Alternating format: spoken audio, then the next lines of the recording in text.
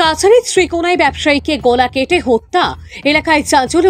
শিলচর শহরের উপকণ্ঠে শ্রীকোনা এলাকায় এক চাঞ্চল্যকর ঘটনা ঘটেছে। আজ সকালে গ্রামীণ রাস্তার ধার থেকে এক ব্যবসায়ীর গলা কাটা লাশ উদ্ধার করা হয়েছে। নিহত ব্যবসায়ীর নাম হুসেন আহমেদ।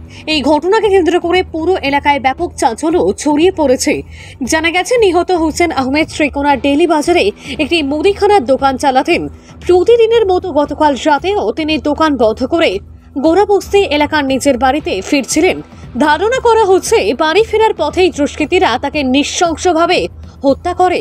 আজ সকালে স্থানীয়রা তার গলা কাটা লাশ দেখতে পেয়ে পুলিশকে খবর দেয়। পরে পুলিশ ঘটনাস্থলে পৌঁছে লাশ উদ্ধার করে এবং ময়নাতদন্তের জন্য পাঠায়।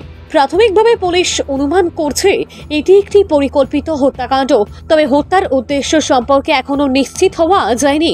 পুলিশের পক্ষ থেকে জানানো হয়েছে, পূর্বশত্রুতার জেরে এই হত্যাকাণ্ড ঘটেছে, নাকি ডাকাতির উদ্দেশ্যে দুষ্কৃতীরা হোসেনকে হত্যা করে তার সর্বস্ব লুট করেছে তা তদন্তের পরেই স্পষ্ট হবে।